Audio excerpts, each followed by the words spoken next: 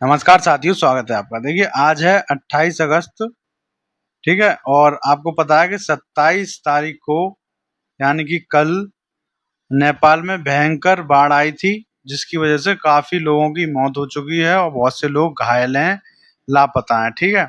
तो उसके बारे में हम सभी जानकारी लेंगे कि आखिर क्या हुआ था, किस वजह से हुआ था, क्योंकि ये करंट की चीज है और ये एग्जाम में आ सकते हैं इससे संबंधित क्वेश्चन। तो चलिए देखते हैं पहला क्वेश्चन ये है, अगस्त 2026 में नेपाल के उत्तरी सीमावर्ती क्षेत्र में आई विनाशकारी अचानक बाढ़, फ्लैश फ्लूड इसे कहते हैं, का मुख्य प्राथमिक वैज्ञानिक कारण क्या पाया गया? किस वजह से आई थी?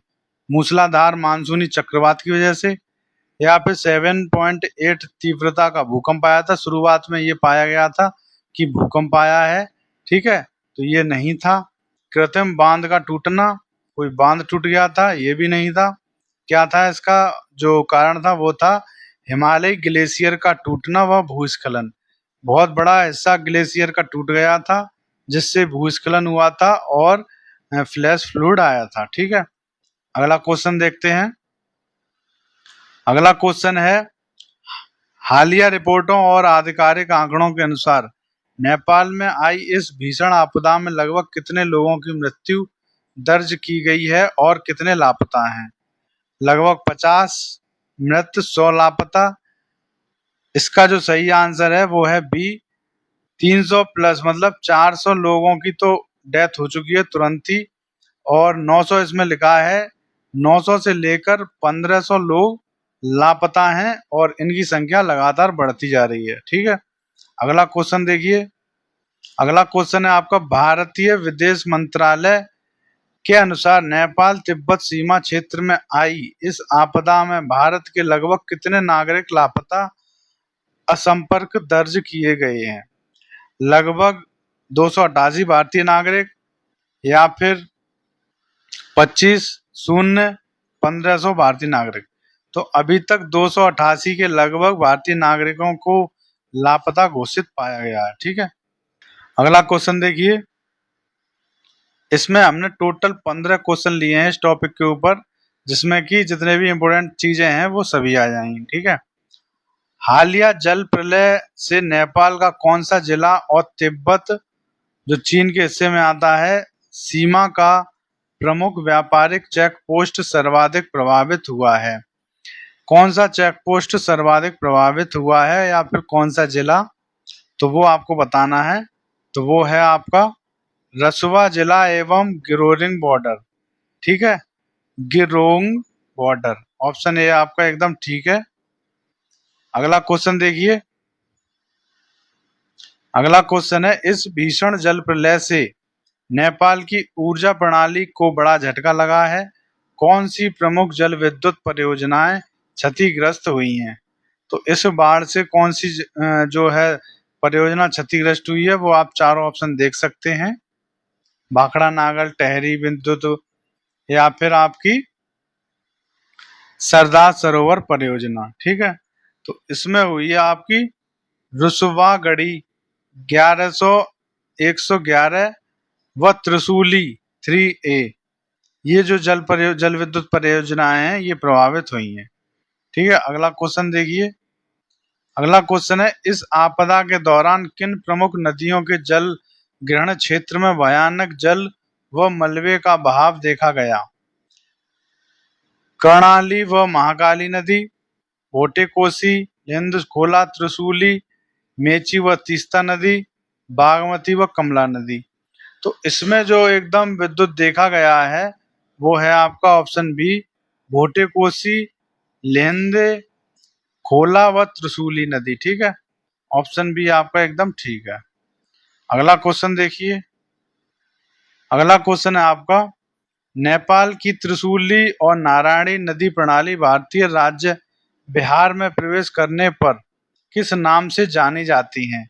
जब ये नेपाल में है तो इनका नाम है त्रिशूली और नारायणी नदी, लेकिन जब ये भारतीय राज्य बिहार में प्रवेश करती हैं तो किस नाम से ये जानी जाती हैं? कोसी नदी, या फिर घाघरा नदी, या फिर गंडक नदी, या फिर सोन नदी? तो ये जानी जाती है गंडक नदी के नाम से, ठीक है। ऑप्शन बी आपका एकदम ठीक है। अगला क्वेश्चन देखिए, क्वेश्चन नंबर 8। नेपाल बाढ़ के मद्देनजर उत्तर प्रदेश सरकार ने किन दो सीमावर्ती जिलों में हाई अलर्ट घोषित कर एसडीआरएफ और पीएसी की टीमें तैनात की हैं? महाराजगंज एवं कुशीनगर में, आगरा एवं मथुरा में, मेरठ और गाजियाबाद में, वाराणसी और प्रयागराज में। तो देखिए ये तो दूर है, उसकी सीमा से है ही नहीं नेपाल की। कौन सा है? महाराजगंज और कुशीनगर, ये सीमा से बॉर्डर से लगता है, इसीलिए यहाँ पे जो टीमें हैं तैनात की गई हैं यूपी सरकार द्वारा। अगला क्वेश्चन देखिए, नेपाल में आई इस आपदा के समय देश के प्रधानमंत्री कौन हैं जिन्होंने स्वयं आपदा प्रभावित क्षेत्रों का दौरा कर राहत कार्यों की समीक्षा की? तो नेपाल के जो प्रधानमंत्री हैं इस समय, उनका नाम आपको बताना है। तो वो कौन है? वो हैं आपके बालेन शाह। ऑप्शन ए आपका एकदम ठीक है, बालेन शाह, बालेंद्र शाह भी कहते हैं इनको। अगला क्वेश्चन देखिए, आपदा प्रबंधन एवं पर्यावरण शब्दावली में GLOF का पूर्ण रूप क्या है? Glacier lake outburst fluid, global land overflow formation, या फिर ये दोनों? ठीक है, तो आपको बताना है। तो इसका जो सही आंसर है वो है option A, glacier lake outburst fluid. ठीक है, इसका पूर्ण रूप ये है। अगला क्वेश्चन देखिए, नेपाल में ग्लेशियर पिघलने और उनके अस्थिर होने की घटनाओं में वृद्धि के लिए मुख्य रूप से कौन उत्तरदायी है? अत्यधिक वनीकरण, सौर ज्वालाएं, ग्लोबल वार्मिंग व जलवायु परिवर्तन, महासागरीय अम्लीकरण। तो इसके लिए जो सबसे ज्यादा उत्तरदायी है वो कौन है? वो है आपका ग्लोबल वार्मिंग व जलवायु परिवर्तन, ऑप्शन बी। ठीक है, इसी वजह से ग्लेशियर पिघला है और उसका बड़ा टुकड़ा नदी में गिरा है, जिसकी वजह से जो है फ्लैश फ्लड आया है। अगला क्वेश्चन देखते हैं। अगला क्वेश्चन है, नेपाल में आई इस आपदा के दौरान फंसे भारतीय तीर्थयात्री मुख्य रूप से किस पवित्र यात्रा के मार्ग पर थे? जो भारतीय यात्री फंसे हैं, लापता हैं, वो किस पवित्र यात्रा के मार्ग पर थे? अमरनाथ की यात्रा पर थे, या फिर वैष्णो देवी की यात्रा पर थे, या फिर आपकी कैलाश मानसरोवर की यात्रा पर, या चार धाम की यात्रा पर? तो जो लोग फंसे हैं वो कैलाश मानसरोवर की यात्रा पे थे, उसी रास्ते में फ्लड आया है और वो सभी फंस गए हैं। ठीक है, अगला क्वेश्चन देखते हैं। भारत सरकार के किस मंत्रालय ने नेपाल में फंसे नागरिकों की सहायता हेतु विशेष 24x7 हेल्पलाइन डेस्क स्थापित की है? गृह मंत्रालय ने, रक्षा मंत्रालय ने, विदेश मंत्रालय ने, या फिर पर्यटन मंत्रालय? तो ये की है मिनिस्ट्री ऑफ एक्सटर्नल अफेयर, विदेश मंत्रालय ने। ठीक है, ऑप्शन बी आपका एकदम ठीक है। अगला क्वेश्चन देखिए, अगला क्वेश्चन है आपका, बिहार में गंडक नदी तट पर नेपाल सीमा से सटा हुआ कौन सा प्रमुख राष्ट्रीय उद्यान स्थित है? तो बिहार में जो गंडक नदी है, नेपाल सीमा से सटा हुआ कौन सा प्रमुख राष्ट्रीय उद्यान स्थित है?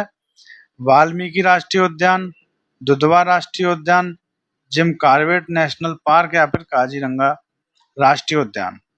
तो ये स्थित है आपका वाल्मीकि राष्ट्रीय उद्यान। ठीक है, अगला क्वेश्चन देखिए, लास्ट क्वेश्चन है आपका, हिमालयी घाटियों में अचानक बाढ़ और मलबे के खतरे से बचाव के लिए सबसे प्रभावी आधुनिक तकनीक कौन सी है?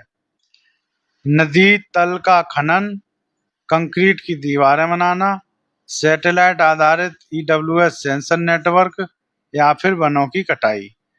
तो बचाव के लिए जो ऐसा खतरा आता है उसके लिए सबसे इम्पोर्टेंट चीज है सैटेलाइट आधारित EWS सेंसर नेटवर्क। ठीक है, तो ये टोटल आपके 15 क्वेश्चन हो गए हैं।